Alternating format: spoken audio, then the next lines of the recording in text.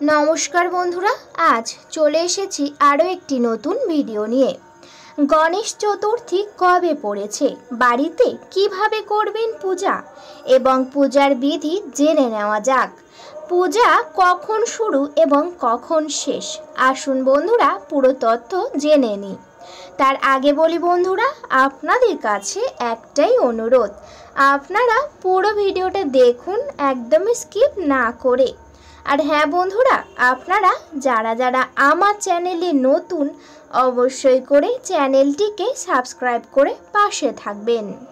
হিন্দু শাস্ত্র অনুসারে সুখ সমৃদ্ধির দেবতা শ্রী গণেশের জন্ম ভাদ্র মাসের শুক্লপক্ষের চতুর্থী তিথিতে।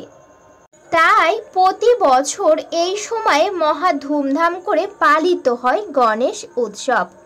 10 দিন ধরে চলা গণেশ উৎসব শুরু হয় ভাদ্র মাসের শুক্লপক্ষের চতুর্থী তিথিতে এবং শেষ হয় অনন্ত চতুর্দশীতে।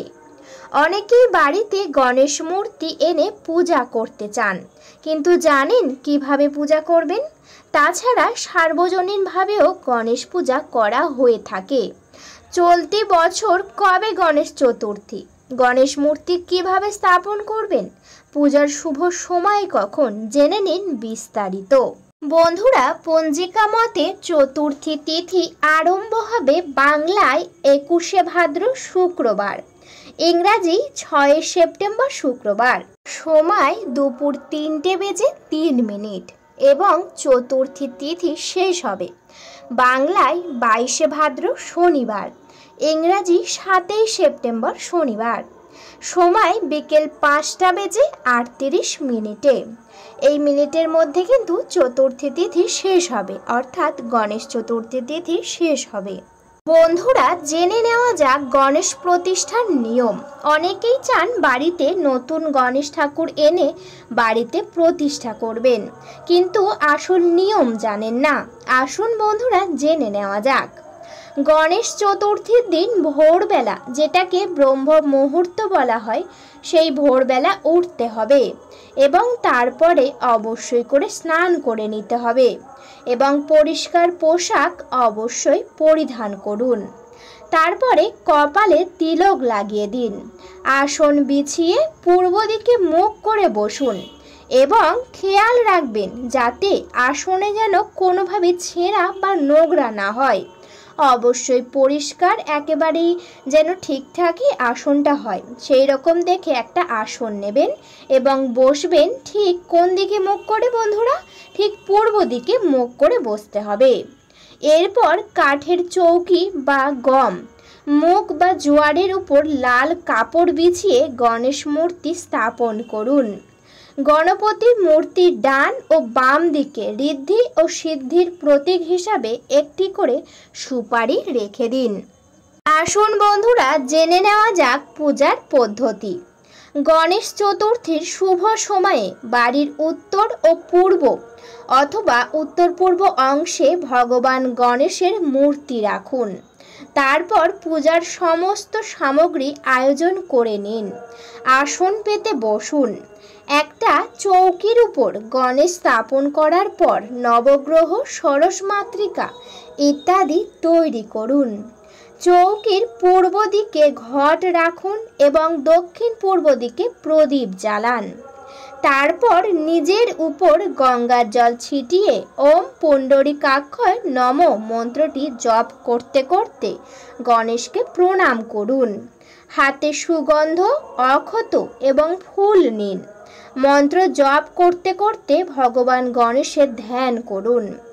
উপরিউক্ত মন্ত্রের মাধ্যমেই গণেশের আহ্বান আসন প্রদান করুন। পূজার সময় ওং শ্রী গণেশায় নমঃ, ওং গণ গণপতেই নমঃ মন্ত্রটি অবশ্যই করে 3 বার জপ করতে থাকুন। এছাড়াও অনেকবার জপ করতে পারেন। আসন প্রদানের পর গণেশকে স্নান করান। পঞ্চামৃত দিয়ে স্নান করানো সবচেয়ে ভালো। এতে স্নান করালে গণেশ ঠাকুর অনেকটাই প্রসন্ন হন। আর তা না হলে গঙ্গার জল দিয়ে আপনারা স্নান করাতেও পারেন। এরপর বস্ত্র, উপবীত, চন্দন, অক্ষত, ধূপ, প্রদীপ নৈবেদ্য ফল মিষ্টি ইত্যাদি নিবেদন করুন। এবং বন্ধুরা, পুজোর সময় অবশ্যই বিশেষ রকমের মিষ্টি আপনারা ভোগ নিবেদন করবেন। সেই মিষ্টির মধ্যে যেন অবশ্যই করে থাকে লাড্ডু এবং মোদক, কারণ ভগবান গণেশের অতি প্রিয় মোদক এবং লাড্ডু। সেই জন্যে আপনারা অবশ্যই করে এই দিন অর্থাৎ এই গণেশ চতুর্থীর দিন আপনারা এই দুটি ভোগ অবশ্যই নিবেদন করবেন। যদি পারেন বাড়িতে মোদক তৈরিও করতে পারেন, নিজ হাতে তৈরি করে দিলে তা কিন্তু আরও ভালো হয় যদি পারেন। এছাড়াও যদি না পারেন সেক্ষেত্রে কিন্তু আপনারা যে কোনো দোকান থেকে নিয়ে আসতে পারেন, নিয়ে এসে আপনারা ভালো করে ভোগ নিবেদন করবেন। এবং বন্ধুরা, তারপরে অবশ্যই করে প্রদীপ জ্বালাবেন, ধূপ জ্বালাবেন। প্রদীপ ধূপ নিয়ে ভালো করে ভগবান গণেশকে আপনারা আরতি করে নেবেন। তাহলে দেখবেন আপনার বাড়ি থেকে সকল সমস্যা দূর হয়ে গেছে। এছাড়াও আপনারা কিন্তু খুব সুন্দর করে ভগবান গণেশকে সাজিয়ে দেবেন এবং অবশ্যই ফুলের মালা আপনারা দেবেন। যখনই প্রদীপ এবং ধূপ জ্বেলে আরতি সম্পূর্ণ হয়ে যাবে, তারপরে কিন্তু শাঁখ কাঁসা ঘণ্টা বাজিয়ে আপনারা গণেশ চতুর্থীর পূজা সম্পূর্ণ করবেন। পূজার শেষে গণেশের আরতি করে নিজের মনস্কামনা অবশ্যই করে বাবা গণেশের কাছে আপনারা বলবেন। আপনাদের সকল সমস্যা কিন্তু অবশ্যই করে বাবা গণেশের কাছে বলবেন। তাহলে দেখবেন বাবা গণেশ সমস্ত সমস্যা একেবারেই দূর করে দিয়েছেন। এছাড়াও বন্ধুরা, যখনই পূজা সম্পূর্ণ হয়ে যাবে তারপরে কিন্তু আপনারা কিছুক্ষণের জন্য বাইরে বেরিয়ে যাবেন। কিছুক্ষণ হয়ে গেলে পুনরায় চলে যাবেন ঠাকুর ঘরে। ঠাকুর ঘরে গিয়ে আপনারা যে সকল ভোগ নিবেদন করেছিলেন সেই সকল ভোগ অবশ্যই করে তুলে নেবেন এবং সকলে প্রসাদ হিসাবে গ্রহণ করবেন। এবং আপনাদের বাড়ির আশেপাশে যদি কারোর বাড়ি থাকে তাহলে সেই বাড়ির সবাইকেও সেই ভোগ দিয়ে আসবেন। এছাড়াও বন্ধুরা, এই গণেশ চতুর্থীর দিন বাড়িতে কিছু নিয়ম মানতে হয়। এই নিয়মগুলি মানলে কিন্তু সকল সমস্যা দূর হয়ে যাবে। প্রথম নিয়ম হচ্ছে, এই গণেশ চতুর্থীর দিন বাড়িতে নিরামিষ খাবার গ্রহণ করবেন। কোনো মতে আমিষ জাতীয় খাবার একেবারেই গ্রহণ করবেন না।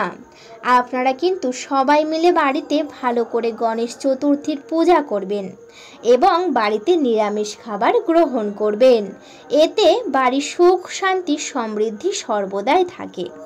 এছাড়াও বন্ধুরা, এই গণেশ চতুর্থীর দিন বাড়িতে কোনো মতেই ঝগড়া ঝামেলা বিবাদ একেবারেই করবেন না।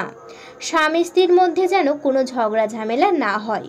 সবাই চেষ্টা করবেন মিলেমিশে থাকার, সবাই একত্রে বসে বাবা গণেশের পূজা করার। তাহলে কিন্তু দেখবেন আপনাদের সংসার বা আপনাদের জীবন থেকে সমস্ত অশুভ প্রভাব দূর হয়ে যাবে। এছাড়াও বন্ধুরা, এই গণেশ চতুর্থীর দিন আপনারা কিছু অসহায় মানুষকে সাহায্য করতে পারেন, বা কেউ আপনার বাড়িতে এসেছে কিছু সাহায্য নেওয়ার জন্যে, তাদেরকে আপনাদের সামর্থ্য অনুযায়ী কিছু সাহায্য করবেন। এছাড়াও কোনো পশু পাখি আসলে তাদেরকেও কিছু খেতে দেবেন। যদি পারেন আপনারা কিন্তু সেই সব পশু পাখিকে ভালো করে খাওয়াবেন, তাদেরকে ভুল করে মারবেন না বা তাড়িয়েও দেবেন না, তাদেরকে ভালোবেসে খাওয়াবেন। এতে কিন্তু সংসারে সুখ সমৃদ্ধি বাড়ে এবং ধন দৌলত অনেকটাই বেড়ে থাকে বাবা গণেশের আশীর্বাদে। বন্ধুরা, আপনারা কিন্তু অবশ্যই করে এই গণেশ চতুর্থীর দিন বাড়িতে যে নিয়মে বলেছি সেই নিয়মে ভালো করে পূজা করবেন। তাহলে দেখবেন আপনাদের জীবনে, আপনাদের সংসারে অনেক উন্নতি হবে।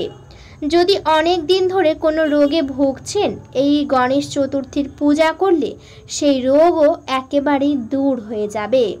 বাড়িতে যদি বাবা গণেশের বিগ্রহ সর্বদাই থাকে, সেই সকল বাড়িতে কিন্তু সর্বদাই উন্নতিও হয়। বন্ধুরা অবশ্যই করে মনে বিশ্বাস রেখে বাড়িতে ভালো করে গণেশ চতুর্থীর পূজা সবাই মিলে করবেন, এতে কিন্তু বাবা গণেশ অনেক সন্তুষ্ট হবে। বন্ধুরা ভিডিওটা এই পর্যন্ত। আশা করি ভিডিওতে আপনারা পুরোটা বুঝতে পেরেছেন। ভিডিওটি যদি ভালো লেগে থাকে অবশ্যই করে ভিডিওতে একটি লাইক করবেন, শেয়ার করবেন এবং সাবস্ক্রাইব করে পাশে থাকবেন। আজকের মতো আমি বিদায় নিলাম। সবাই ভালো থাকবেন, সুস্থ থাকবেন। সবাই একবার একটু সময় বার করে কমেন্টে অবশ্যই বাবা গণেশের নাম লিখে যাবেন। দেখবেন আপনাদের সকল সমস্যা বাধাবিঘ্ন দূর হয়ে গেছে।